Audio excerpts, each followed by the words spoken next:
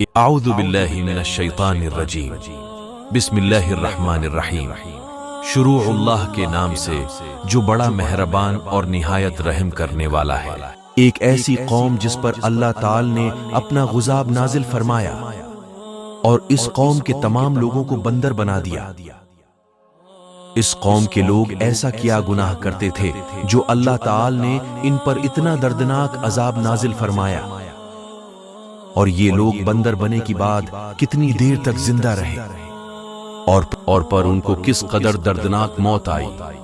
اور جب یہ لوگ بندر بنا گئے تو یہ اپنے عزیز واقراب سے کیا کہتے تھے؟ اور آج کے دور میں پائے جانے والے بندر اس قوم میں سے ہیں یا نہیں؟ ان تمام سوالات کے جوابات قرآن و حدیث کی روشنی میں آج کی اس ویڈیو میں بیان کریں گے۔ لہذا آپ سے گزارش ہے کہ اس ویڈیو کو آخر تک دیکھیں گا۔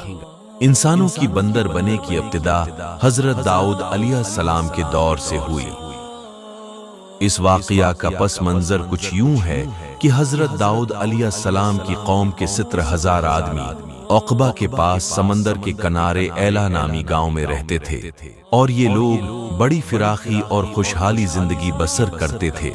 اللہ تعالی نے ان لوگوں کا اس طرح امتحان لیا کہ ہفتہ کے دن مچھلی کا شکار ان لوگوں پر حرام فرما دیا، اور ہفتہ کے باقی دنوں میں شکار حلال فرما دیا، مگر اس طرح ان لوگوں کو آزمائش میں مبتلا فرما دیا کہ ہفتہ کے دن بے شمار مچھلیاں آتی تھیں اور دوسرے دنوں میں نہیں آتی تھی۔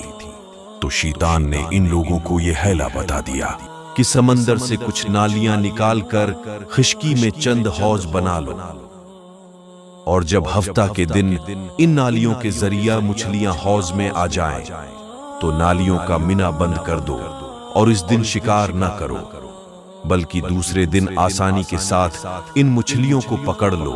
ان لوگوں کو یہ شیطانی ہیلہ بازی پسند آ گئی، اور ان لوگوں نے یہ نہیں سوچا کہ جب مچھلیاں نالیوں یا دور حوض میں مقید ہو گئیں تو یہی ان کا شکار ہو گیا، تو یہ ہفتہ کے دن ہی شکار کرنا پایا گیا جو ان کے لیے حرام تھا۔ اس موقع پر ان یہودیوں کے 3 گروہ ہو گئے۔ کچھ لوگ ایسے تھے جو شکار کے اس شیطانی حیلہ سے منع کرتے رہے اور ناراض و بیزار ہو کر شکار سے باز رہے، اور کچھ لوگ اس کام کو دل سے بروہ جان کر خاموش رہے اور دوسرے کو منع نہ کرتے تھے، بلکہ منع کرنے والوں سے یہ کہتے تھے کہ تم لوگ ایسی قوم کو کیوں نصیحت کرتے ہو جنہیں اللہ تعالی ہلاک کرنے والا یا سخت سزا دینے والا ہے۔ اور کچھ وہ سرکش و نافرمان جنہوں نے حکم خداوندی کی مخالفت کی اور شیطان کی حیلہ بازی کو مان کر ہفتہ کے دن شکار کر لیا اور ان مچھلیوں کو کھایا اور بچا بھی لیا۔ جب نافرمانوں نے منع کرنے کے باوجود شکار کر لیا تو منع کرنے والی جماعت نے کہا کہ اب ہم ان معصیت کاروں سے کوئی میل ملاپ نہ رکھیں گے۔ چنانچہ ان لوگوں نے گاؤں کو تقسیم کر کے درمیان میں ایک دیوار بنائی اور آمد و رفت کا ایک الگ دروازہ بھی بنا لیا۔ حضرت داؤد علیہ السلام نے غضبناک ہو کر شکار کرنے والوں پر لعنت فرما دی۔ اس کا اثر یہ ہوا کہ ایک دن خطا کاروں میں سے کوئی باہر نہیں نکلا، تو انہیں دیکھنے کے لیے کچھ لوگ دیوار پر چڑھ گئے، تو کیا دیکھا کہ وہ سب بندروں کی صورت میں مسخ ہو گئے ہیں۔ اب لوگ ان مجرموں کا دروازہ کھول کر اندر داخل ہوئے تو وہ بندر اپنے رشتہ داروں کو پہچانتے تھے اور ان کے پاس آ کر ان کے کپڑوں کو سونگتے تھے اور زار و قطار روتے تھے، مگر لوگ ان بندر بن جانے والوں کو نہیں پہچانتے تھے۔ ان بندر بن جانے والوں کی تعداد 12,000 تھی۔ یہ سب 3 دن تک زندہ رہے اور اس درمیان میں کچھ بھی کھا پی نہ سکے، بلکہ یوں ہی بھوکے پیاسے سب کے سب ہلاک ہو گئے۔ شکار سے منع کرنے والا گروہ ہلاکت سے سلامت رہا۔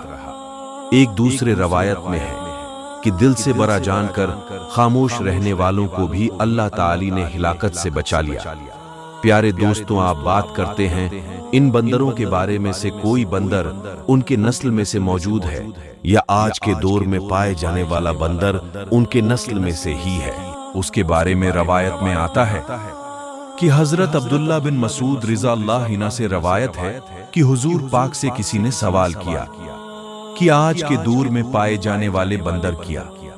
حضرت داؤد علیہ السلام کے قوم کے بندر موجود ہے تو رسول صلی اللہ علیہ وسلم نے ارشاد فرمایا کہ اللہ تعالی جس قوم پر عذاب نازل فرماتا ہے یا ان کی شکل و مسا کرتا ہے تو یہ غضب اس قوم پر ہوتا ہے جن پر وہ اسے نازل فرمانا چاہتا ہے، اور اس کے بعد اللہ تعالیٰ ان لوگوں کو ہلاک کر دیتا ہے اور ان کی آگے نسل نہیں بڑھتی۔ اس لیے یہ بات غلط ہے کہ بعض لوگ یہ سوچتے ہیں کہ آج کے دور کے بندروں میں بھی حضرت داؤد علیہ السلام کے قوم کے بندر موجود ہے۔ ایسا کچھ بھی نہیں ہے، بلکہ وہ لوگ صرف 3 دن ہی زندہ رہے اور اس کے بعد ہلاک کر دیے گئے، اور اللہ تعالیٰ نے اس قوم کو صفائے ہستی سے مٹا دیا۔